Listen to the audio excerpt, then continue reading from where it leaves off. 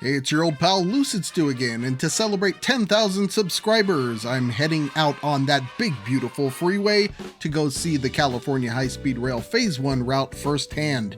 Why don't you come along? We'll listen to some music, you can laugh at all my jokes. Since I live in Southern California, we're heading out to the southern end of California High-Speed Rail Phase 1 in Anaheim at ARTIC. ARTIC stands for Anaheim Regional Transportation Intermodal Center. Orange County built this thing in 2014, thinking California High-Speed Rail would be running to it within 15 years. Boy, are they in for a surprise. ARTIC is located in a slightly weird spot between the 57 Freeway and the Santa Ana Riverbed. This is part of an area called the Platinum Triangle, which Anaheim is attempting to morph into an urban core over the longer term.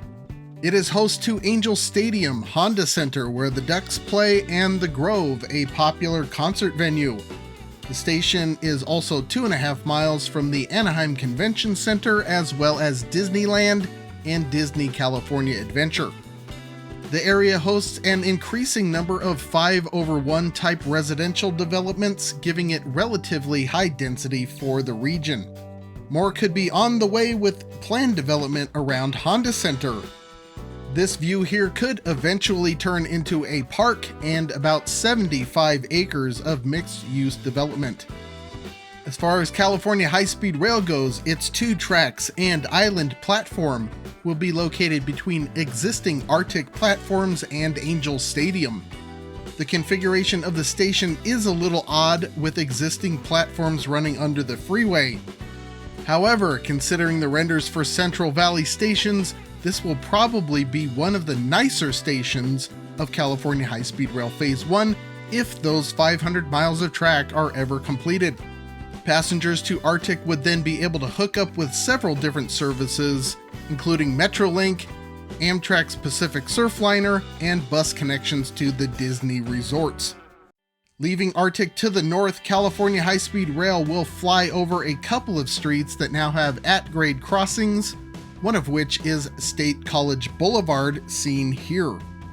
It will also cross over a seldom used freight rail spur. However, eventually the route will return to ground level as the California High-Speed Rail Authority favors an alternative with 7 at-grade crossings through Anaheim. Here is the southernmost, Ball Road. Trains will be restricted to 110 miles per hour here, and anticipated travel time to LA Union Station is 46 minutes, which translates to a whopping 43 miles per hour. High speed. This is Orangethorpe Avenue, which is the northernmost of those 7 at-grade crossings. The distance between the two is about 3 miles. This portion is double-tracked currently and will remain so under the preferred alternative. This as opposed to adding a 3rd track under the previous preferred alternative. California High-Speed Rail service between LA Union Station and Anaheim will be reduced accordingly. North of there, the route joins the BNSF Southern Transcon at the Metrolink Fullerton Station. The plan between here and LA Union Station is to have 4 tracks, 2 of which would be electrified for passenger train use, and BNSF would retain the ability to use those 2 tracks if it needed to. The route would then continue west toward Los Angeles without stopping, as all intermediate stops between Anaheim and LA Union Station have been dropped in the latest preferred alternative. A little further west is the Buena Park Metrolink Station, which features ionic columns for some reason.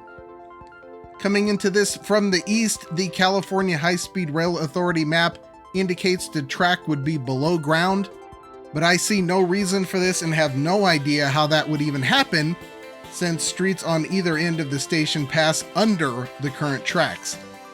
Supposedly, things continue on to the west at grade from here. This is the new grade separation for the intersection of Rosecrans and Marquardt in Santa Fe Springs. Previously, this was a 4-way signaled intersection that 3 tracks of the proposed right-of-way ran through diagonally at grade, so a huge hassle for everyone involved. Local residents get to enjoy this grade separation 30 years early as part of balancing out the $700 million the California High-Speed Rail Authority gave to Caltrain to help electrify between San Jose and San Francisco.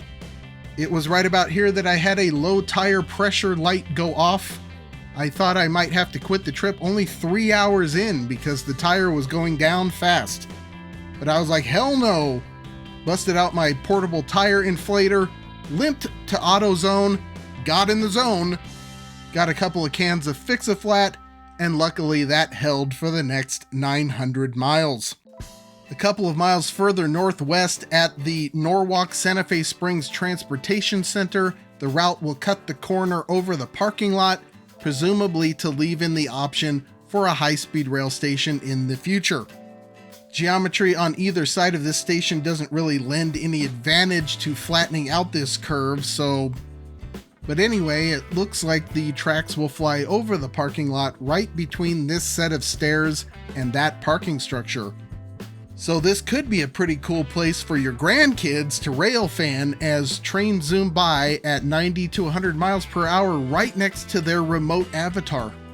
7 miles closer to LA Union Station, we're at the Metrolink Commerce Station next to Interstate 5 in the city of Commerce. BNSF has a lot going on around here. California High-Speed Rail is supposed to fly through here on Viaduct.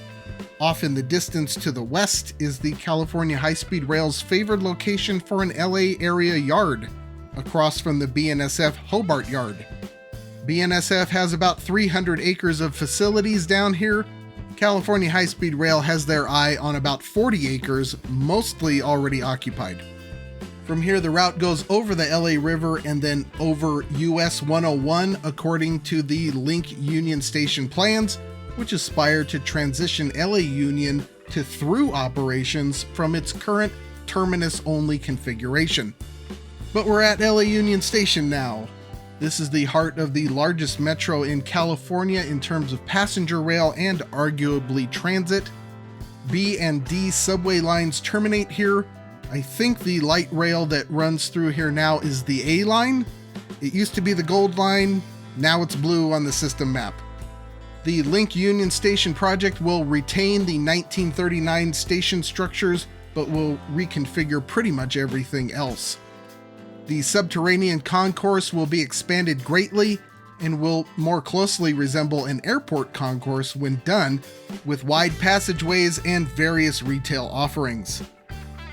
The bus facility will move from its current place at the far side of the site to between the historic station and the concourse. Construction on that is supposed to start in the next year or two. No completion year yet, but it will likely be done before California High-Speed Rail shows up. Some development is possible on the site. Development plans in the area directly around LA Union are relatively sparse, and the station is inconveniently separated from downtown by the 101 freeway. Most of the denser planned development downtown is on the west side. Then it's through LA Union Station and out to the north. California High-Speed Rail will travel on 2 new electrified tracks.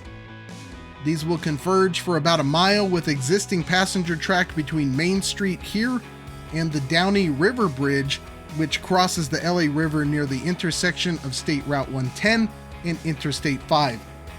The plan is to shift most other passenger traffic to the east side of the river, crossing over at the Mission Tower Bridge, so passenger train interference over the river at the Downey River Bridge should be light.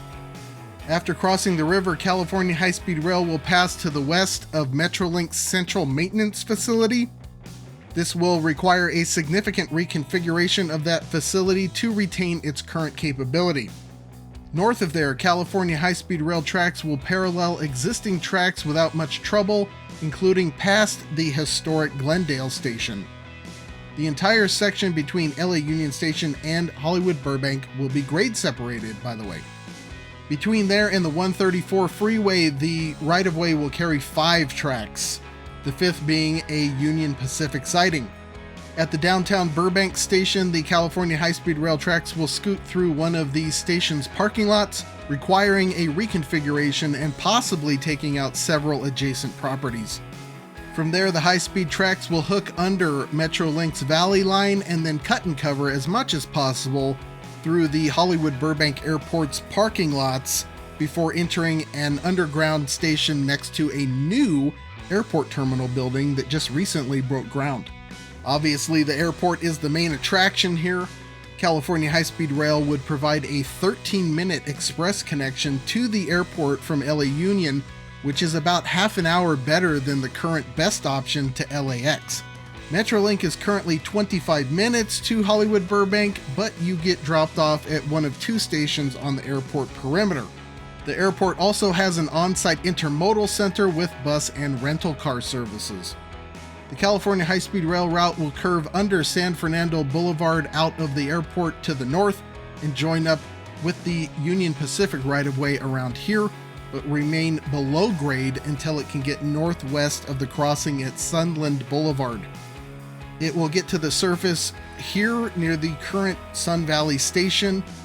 They're going to close the Penrose Street crossing and construct a new one at Olinda Street that the tracks will be under. Then tracks will travel under Interstate 5 at ground level. Just south of Sheldon Street, the California High-Speed Rail tracks will start to diverge to the north, heading for a tunnel portal. By the time they reach the area of Whiteman Airport in Pacoima, the tracks will be fully underground in the first tunnel between San Fernando Valley and Antelope Valley, south to north, which will be 13 miles long. Heading north, the tunnel will travel under the intersection of Interstate 210 and State Route 118, seen here. Then it will head into the San Gabriel Mountains under Pacoima Canyon on its way to Soledad Canyon and then Palmdale. We're now in the Santa Clarita River Valley, about 7 miles north of Pacoima Canyon on State Route 14, looking towards Soledad Canyon and the route up into Antelope Valley. We're not at the California High-Speed Rail path yet, but I wanted to give you a long-range view of what they'll be dealing with. Just east of the Soledad Canyon Road exit in Santa Clarita, the alignment emerges from the mountains on the right. It then crosses the Santa Clarita River and Metrolink's Antelope Valley line on a viaduct, transitioning to at grade on the other side of B Canyon, also on the right side of this shot. It will continue doing that for a mile until entering a second tunnel about where the freeway starts to curve left here. This second tunnel is about a mile long. The next 12 miles of State Route 14 are where the train will be above ground and visible.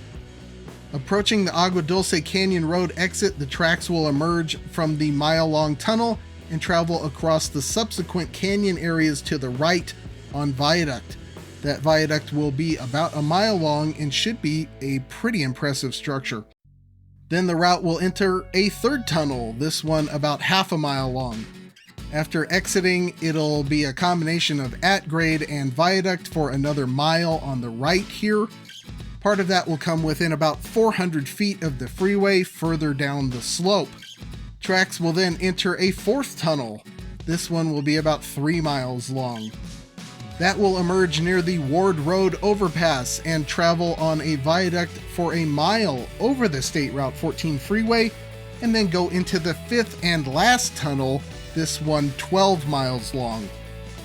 If you happen to be lucky enough to time it right, the train zooming out of one tunnel across the viaduct and into another tunnel at 220 miles per hour in 15 seconds should be a pretty cool freeway view. Then about a half mile to the left of this view, that last tunnel will start curving north to head into the Palmdale area. Here at the junction of State Route 14 and the east branch of the California Aqueduct, the California High-Speed Rail tracks will be traveling at grade on the other side of Lake Palmdale, seen here.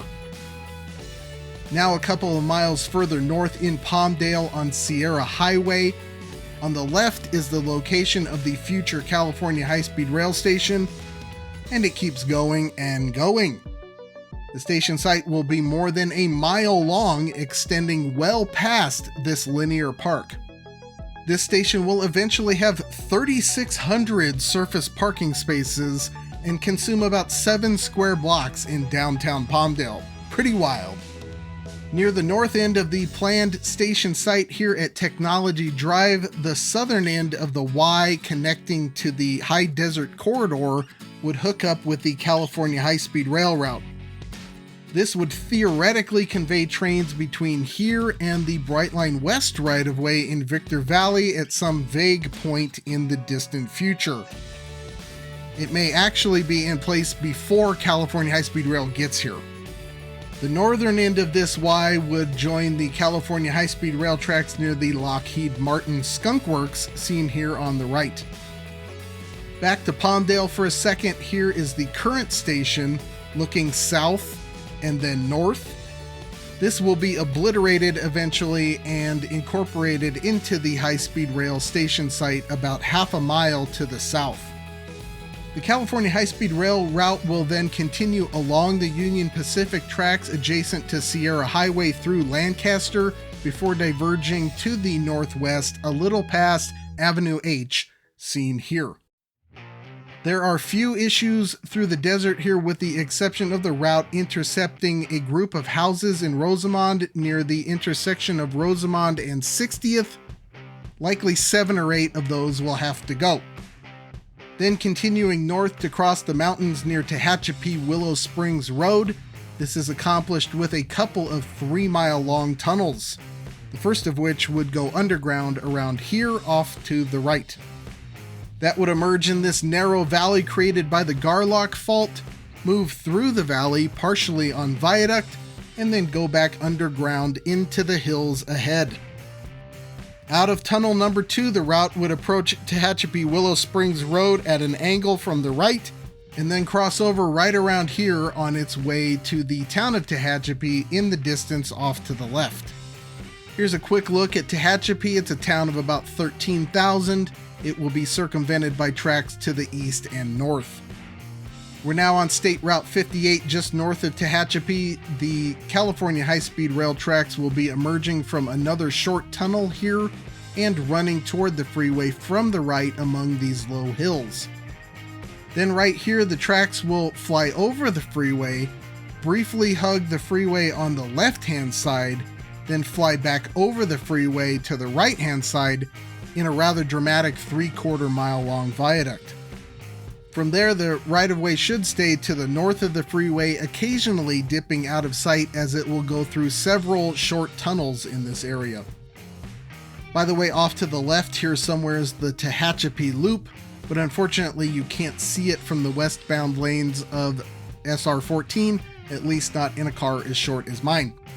Finally, coming out of the mountains, you get a sense of what the San Joaquin Valley is like. Vast, dry, and kind of dusty. Coming around this curve, we get a short look at where the California High-Speed Rail route will briefly join the State Route 58 right-of-way. That is in aid of avoiding the small town of Edison. If there's one thing I remember about Edison, it's the smell, and it wasn't a good one. The route will transition from the freeway to the Union Pacific right-of-way around here, about a mile west of Edison and on the outskirts of the Bakersfield area. Now, the fascinating thing about the Bakersfield area plans is that the station is elevated, as is the track. All of it. It's supposed to be on 60-foot high viaduct the entire way through the Bakersfield area. Here's a preview of what that might look like thanks to a flyover ramp from Interstate 605 to Interstate 10 in Baldwin Park. Bakersfield will have about 12 miles of this kind of structure. So for instance, this overpass, viaduct, over it. This overpass, over it. This one, over it. Now we're on Golden State Boulevard heading northwest through Bakersfield. The tracks are off to the right a bit. We're coming up on the end of the State Route 178 freeway. Surely they're not going over that. Yep, over it. Thankfully, that was the last major obstacle to go over, but they are going to plow under pretty much everything you see on the right-hand side of this shot on the way into the station. Speaking of the station site, this is it. Yep, your new California High-Speed Rail Bakersfield station. Golden State Boulevard on the left will end up more freeway-like in the future. The light we just turned right on will become a grade-separated intersection, and this little chunk of land between the new mini freeway and the freight rail tracks to the far right will be fairly well cut off from the rest of the city. Here's a look at the site from across the street. This is F Street running south from the station site toward downtown. I suppose it has some potential if you drop a lane in each direction in favor of bike lanes or street parking or both. The traffic doesn't warrant 4 lanes. The street has a distinct mid-century car-centric feel and doesn't seem walkable at all while you're in it. This lady on the bike got into a shouting match with somebody in a car at some point. You might notice that this boulevard, which is insanely broad for the 7 cars on it, doesn't even have bike lanes in the gutter. So it's going to take a lot of work to extend the effect of the station outside of the station zone. The downtown area does have some potential. This is Chester Avenue, quaint enough. It looks to me like this used to be 3 lanes in each direction, but there's little reason even for 2 lanes in each direction. Maybe convert the inner lanes to bus lanes or something. But something is definitely missing here. Maybe it's just people. Let me know what you think in the comments. I went to the current Bakersfield train station mainly just to get footage, but it's not a bad station. It's fairly clean. It has a nice bus depot, plenty of parking, but not too much. You don't feel unsafe there. It's on the edge of downtown, a block from the convention center and arena. The area around it has some redevelopment potential. I don't get why they didn't pick it instead of this. You are not brought upon this world to get it. Anyway, we've made it to Bakersfield. That was the end of the first day of my trip. I then headed off to my room at a Motel 6 I definitely won't be staying at again to get ready for the next day off to San Francisco. Just because I packed so much into that day and there is a lot happening with California High-Speed Rail in the Central Valley, I'm going to break that up into 2 parts.